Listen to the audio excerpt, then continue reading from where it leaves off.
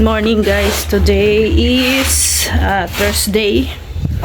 At may trabaho po sila ngayon. Sila Gary and the GR. Nila. Tuloy yung tinatapos yung finishing doon sa kwarto. So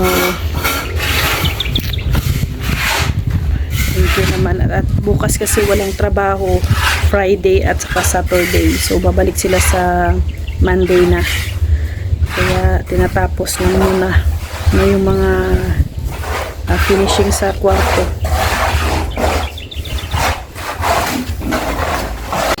Yun na, tinatanggal na ni GR. Sinisira na naman ni GR.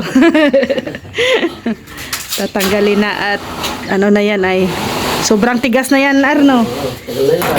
Isang buwan, ilang buwan na ba yan? Isa no? Isang buwan na din yan ay imposibleng mabar down pa yan.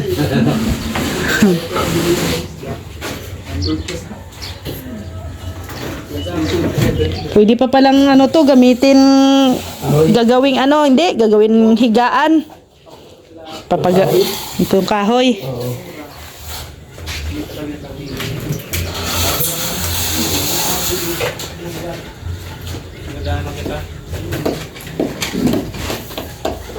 Ang ganda ng tingnan, no, malinis.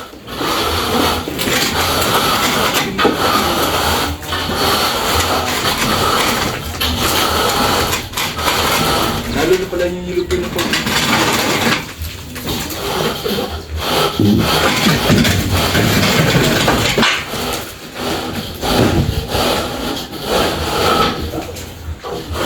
Ay!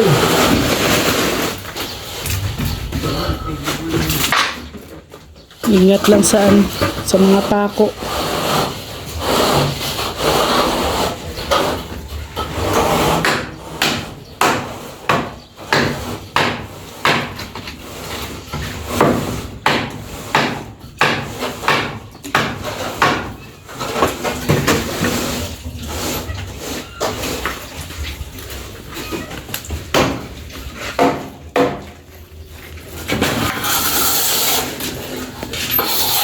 Yan na rin, oh.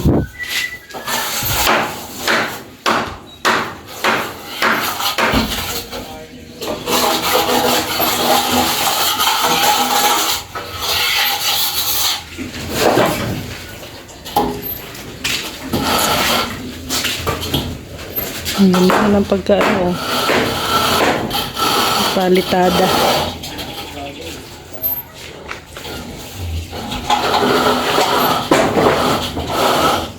Ay paggagamitan pa tayo niyan, ano? Doon sa labas. Doon sa labas, itong mga kahoy. Iyan lang natin. Likod. Pag mag-finishing. Pag finishing sa likod. Para hindi na tayo bibili ng kahoy. Recycle na.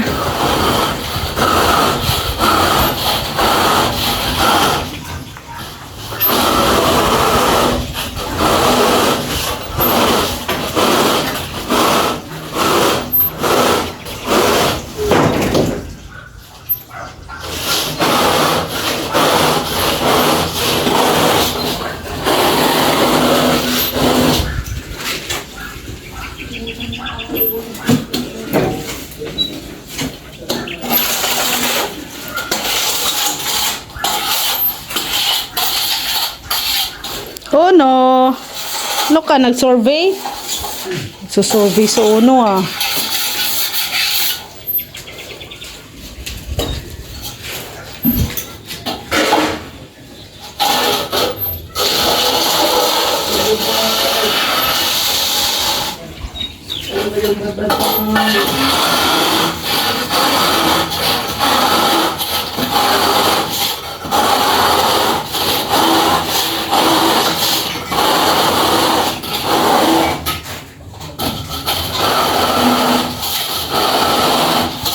Ano? May ano si Gary. Ano, Gar? Dagdagan ng hollow blocks ang bintana. Kasi kung nag-vlog kayo ng pattern dito, buti doon katrin na yan ha. Medyo mataas ang katre. Magkukum ka pa. Oh. Lalabas na. So lalagyan ng isa. Isa lang. Hmm. Para yung fix na bintana mo, magiging kure-kurenta na yun. Oo. Look. Oh. Okay, lalagyan ng isang hollow blocks. May ano pa tayo dyan? May hollow blocks? Meron man dyan mga kuha. Ah, Kahit yung mga tika-kuro, pili mo. oo. Yung mga putol-putol lang ano. May nakalabas pa ng bakal.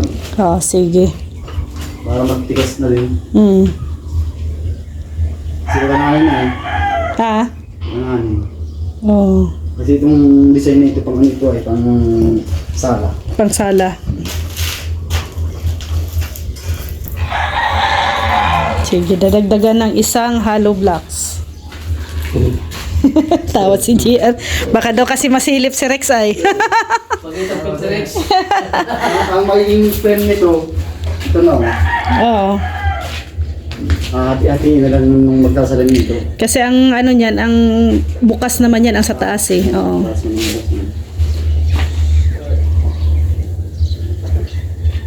Okay na. Okay lang saan kung buhay mag-ano. Maglalagay ng patre. Katre.